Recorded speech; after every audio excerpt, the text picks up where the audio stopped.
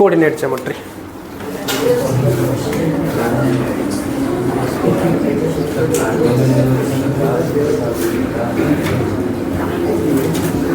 ठीक है, अच्छा क्या कोऑर्डिनेट क्या है? What do you mean by coordinate? क्या होता है? एक्स एंड वाई, मतलब एक प्लेन को अगर हॉरिजॉन्टली एंड वर्टिकली डिवाइड किया जाए तो कोऑर्डिनेट क्रिएट होता है। पढ़े थे ना कौन से क्लास में? लोअर क्लासेस में पढ़े थे। अगर आप प्लेन को डिवाइड कर देंगे, ये आपका हो जाएगा एक्स एक्सिस, ये हो जाएगा मान लो ये 0, यहाँ पे 1 2 3 4, यहाँ पे 1 2 3 4, और हम कहीं पे यहाँ पे सपोज यहाँ पे पॉइंट ले लिए तो इसको लिखते हैं 3,2, है ना? तो ये 3,2 क्या है? ये जो पॉइंट है ये क्या है? कोऑर्डिनेट। तो इसका जो पहला है इसको क्या बोलते हैं? एब्सिसा। और एक्स कोऑर्डिनेट, ये एक्स को कोऑर्डिनेट करता है, और दिस इज योर हाँ वाई कोऑर्डिनेट, वाई कोऑर्डिनेट। तो एक्स कोऑर्डिनेट को एब्सिसा बोलते हैं और वाई कोऑर्डिनेट को ऑर्डिनेट बोलते हैं। ठीक है, तो हम बेसिकली इस चैप्टर में क्या पढ़ने जा रहे हैं? ये तो हम बेसिक चीज़ें पढ़ लिए थे। ठीक है, तो पहला एक्सरसाइज में हम लोग ये पढ़ेंगे, मान लो एक कोऑर्डिनेट 3 2 है, दूसरा एक कोऑर्डिनेट मान लो यहाँ पर ये पॉइंट मान लो यहाँ पर है, तो इसका कोऑर्डिनेट कितना होगा? 1,4। तो हम लोग इसमें जानेंगे, suppose this is point A, point B, इनके बीच में डिस्टेंस कितना है? What is the distance between A B? A and B के बीच में डिस्टेंस कितना है वो हम पढ़ेंगे इस चैप्टर में। ठीक है, तो इसको अगर मैं ऐसे कर दूं, मान लो 2 पॉइंट है, point P and point Q, जिसका कोऑर्डिनेट सपोज x1 y1 है, एंड इसका कोऑर्डिनेट सपोज x2 y2 है। तो what will be the distance formula? Distance कैसे निकालोगे? There is a formula, PQ का डिस्टेंस कैसे निकलेगा? Root over of x2 minus x1 का whole square plus y2 minus y1 का होल स्क्वायर। ठीक है, मान लो हम इसको एग्जाम्पल लेके समझते हैं। मान लो ये 3,4 है एंड ये Q माइनस 1,3 है सपोज। ठीक है, तो तुम क्लियरली देख पा रहे हो यहाँ पे x1 कौन है, x2 कौन है, x2 माइनस 1 है, y1 कौन है 4, y2 कौन है 3। ठीक है, so this is the formula to get the value. कैसे निकालोगे? x2 का वैल्यू बताओ, रूट ओवर ऑफ x2 का वैल्यू कितना है? -1 माइनस x1 का वैल्यू 3 और प्लस का होल स्क्वायर ना, y2 का वैल्यू 3 माइनस y1 का वैल्यू 4 का whole square. So root over कितना हुआ? -1 माइनस 3 -4 का स्क्वायर, -4 का स्क्वायर प्लस यहाँ पर -1 का स्क्वायर। रेडी? तो क्या हुआ? Is equal to root over of कितना? 16 plus 1। So answer is root 17।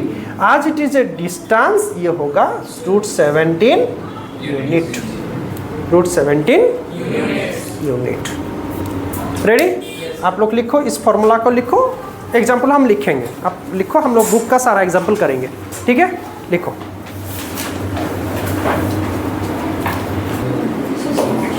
क्या क्वेश्चन है? Do the points this forms a triangle. Point है 3 2 -2 -3 एंड 2 3। तो मुझे बताओ ट्राइंगल फॉर्मेशन का कंडीशन क्या होता है?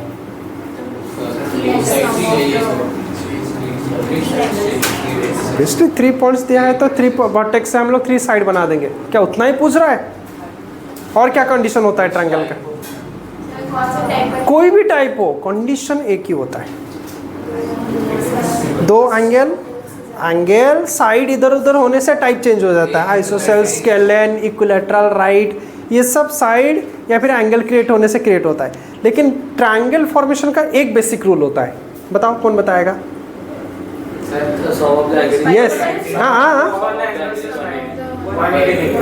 यहाँ पे क्या करेंगे हम लोग, और कुछ साइड वाइज, साइड को लेकर लेंथ ऑफ द साइड, ऐसा कुछ रूल है, लेंथ ऑफ साइड लेकर क्या है? Yes, greater than the third side. मतलब अगर एक ट्रायंगल फॉर्म हो पा रहा है, मतलब सपोज ए, ये बी, ये सी, मान लो the length of this side is a unit और a centimetre, this is b centimetre and c. आप अगर ट्रायंगल फॉर्म हो पा रहा है तो आप कोई भी दो साइड को ऐड कर दो, उन दोनों का सम हमेशा तीसरी साइड से ग्रेटर ही होगा। चाहे ए प्लस बी या फिर बी प्लस सी करो, वो ग्रेटर देन ए होगा, या सी प्लस ए करो, वो ग्रेटर देन बी होगा। अगर इसमें से कोई एक भी चीज़ नहीं हुआ, लेस हो गया या फिर इक्वल हो गया, तो ट्रायंगल फॉर्मेशन। मान लो मैं एक ट्रायंगल का एक साइड लूँगा 3 सेंटीमीटर, सेकेंड साइड लूँगा 4 सेंटीमीटर, थर्ड साइड लूँगा 7 सेंटीमीटर।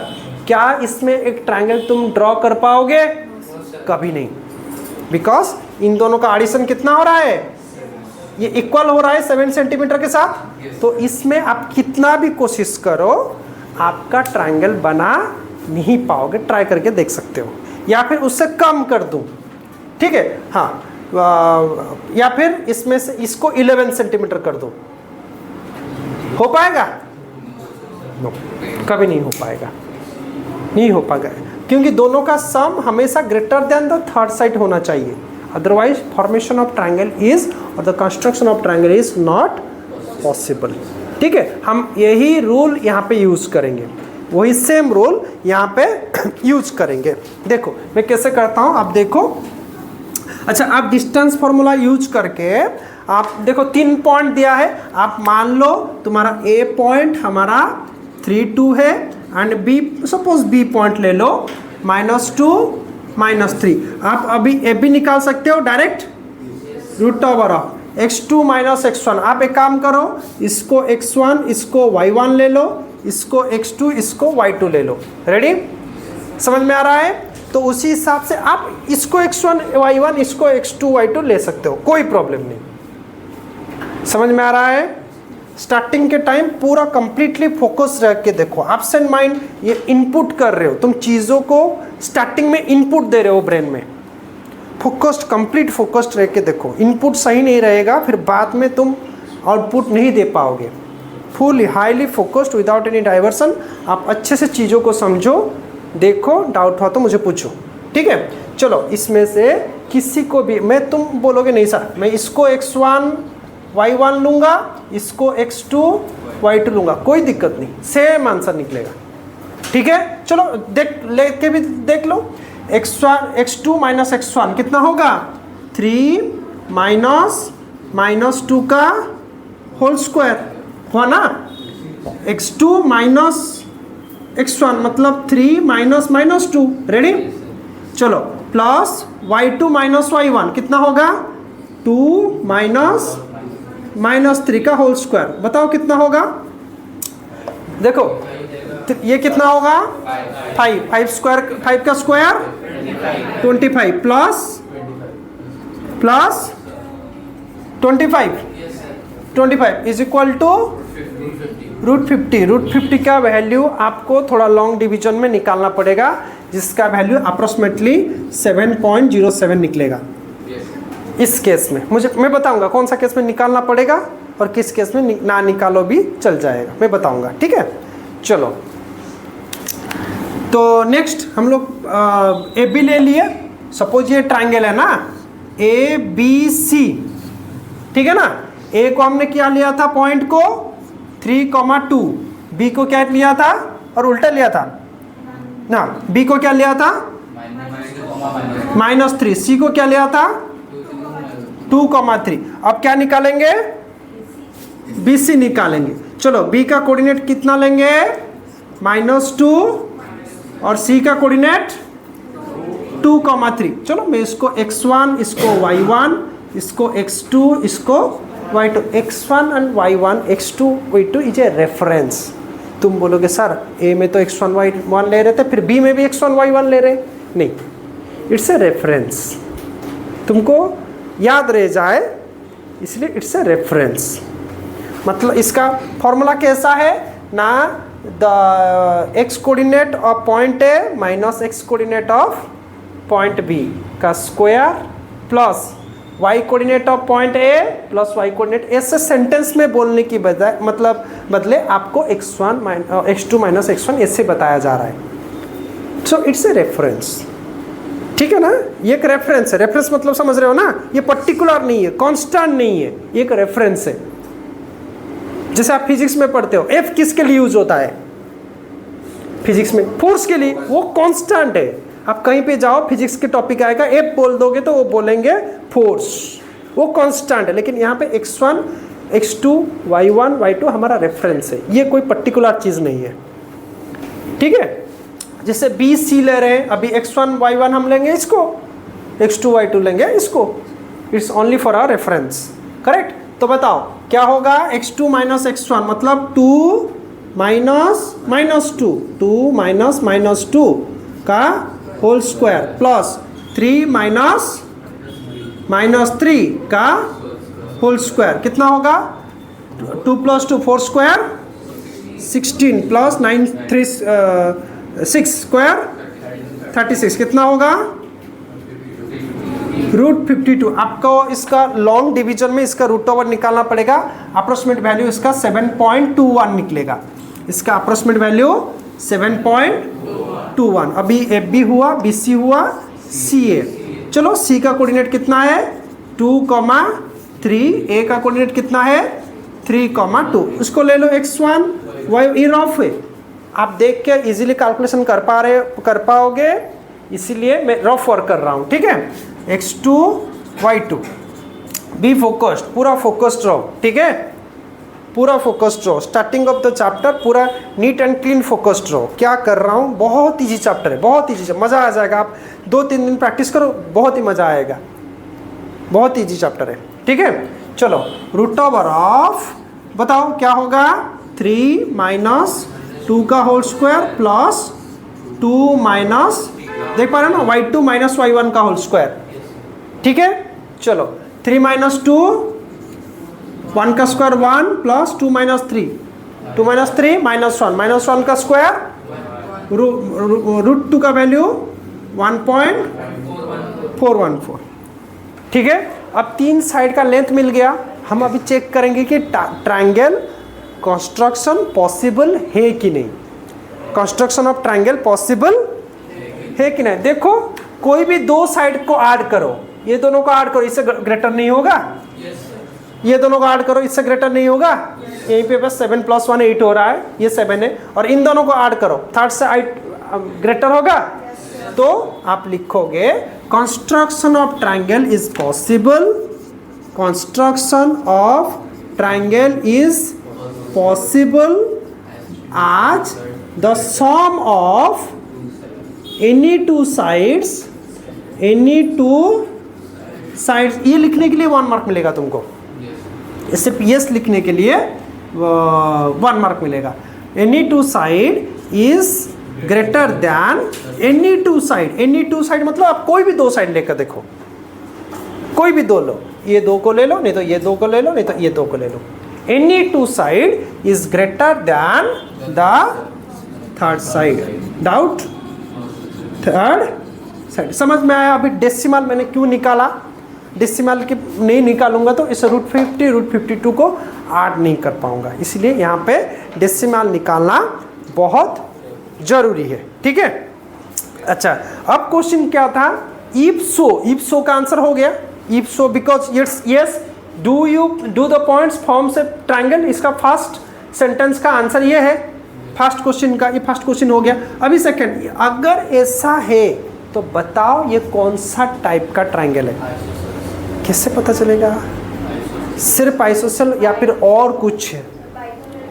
पाइथागोरस थ्योरम को भी थोड़ा मतलब आइसोसेल ट्रायंगल तो हम लोग देख के बता देते हैं, ये होगा, दैट्स करेक्ट, लेकिन that will be partially correct. आपको ऐसा क्वेश्चन पूछ रहा है, मतलब इनडायरेक्टली थोड़ा आपको पूछ रहा है कि चेक करो राइट एंगल हो रहा है कि नहीं। मुझे बताओ राइट एंगल ट्रायंगल होने के लिए क्या चाहिए? P square plus P square plus B square equal to H square. तो आप कहाँ से चेक करोगे? ये नंबर लेके चेक करोगे, ये इजी हो जाएगा। तो सबसे बड़ा नंबर है वो हाइपोटेन्यूज जाएगा। आप देख पा रहे हो इसका स्क्वायर कितना होगा और इसका स्क्वायर कितना होगा? 50 प्लस 2 कितना है? Not equal to this one. So we can से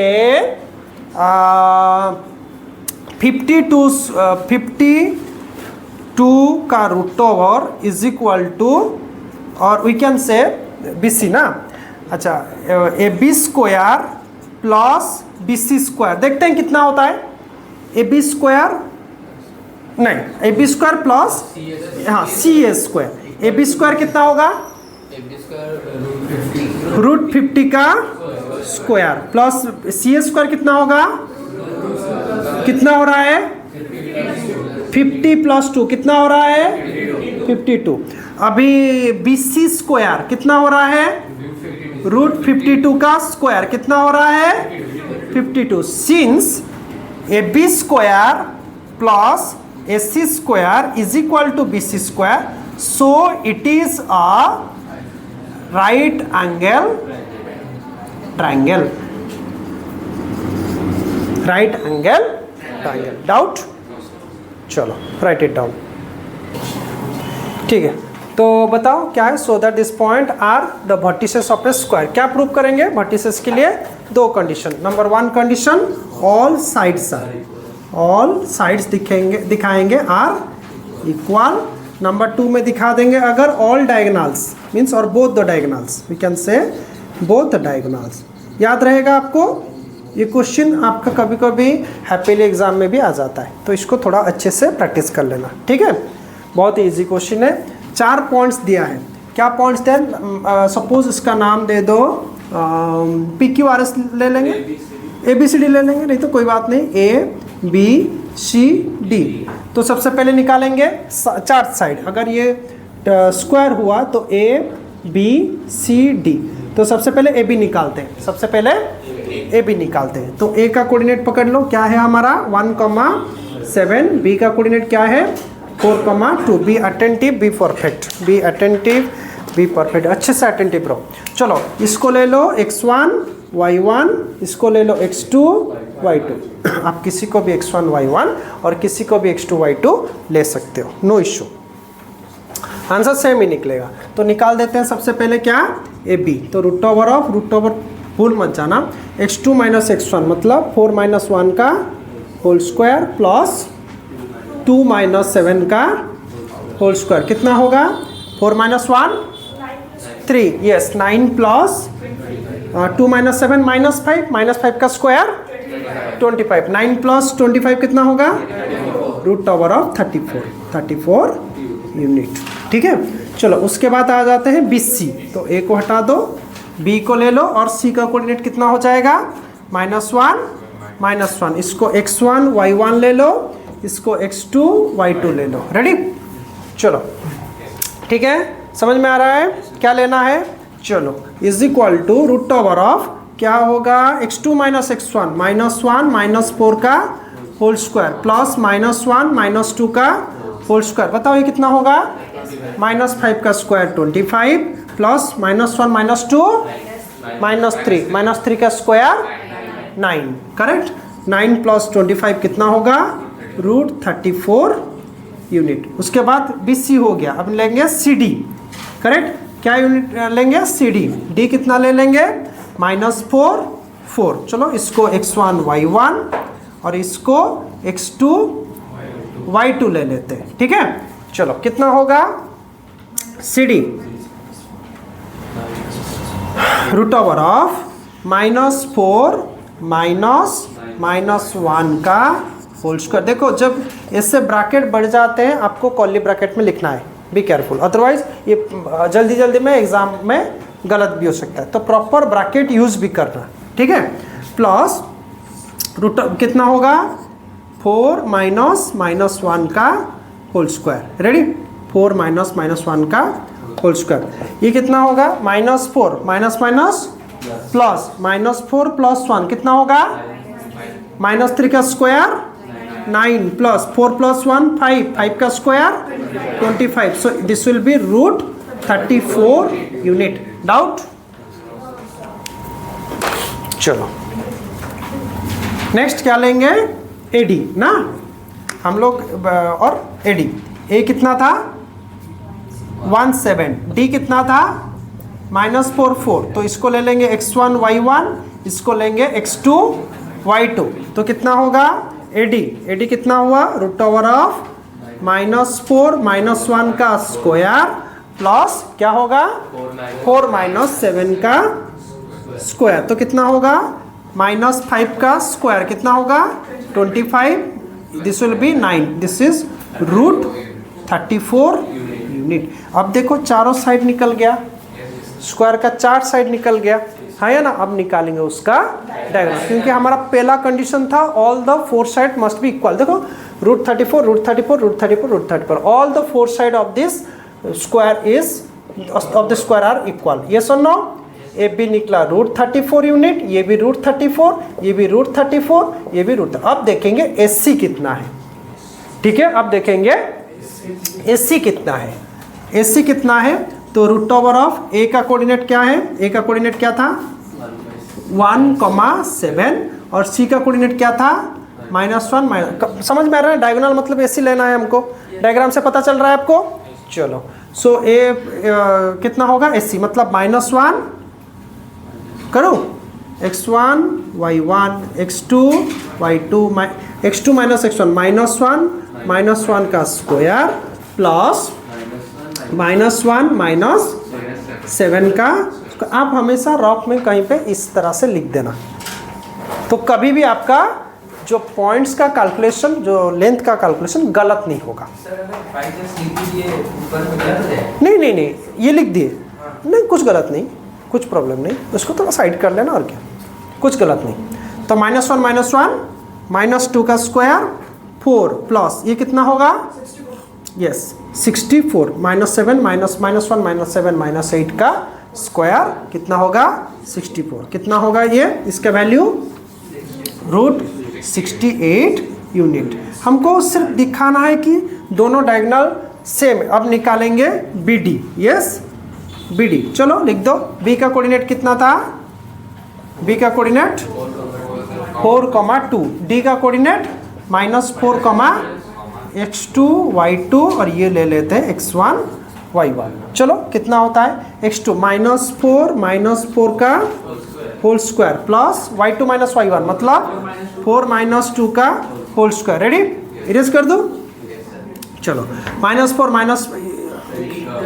हाँ हाउ मच 64 4 2 का स्क्वायर 4 रूट 68। देखो दोनों diagonals and all the 4 sides are equal, as all the 4 sides are equal and both the diagonals, yes or no, and both the diagonals are equal, so ABCD is हम लोग ABCD use किए तो ले सकते हैं ABCD is a. अब आप PQRX ले लोगे तो लिखोगे PQRS is a square. Proof? चले एग्जांपल 3, चलो इसे लिख दो।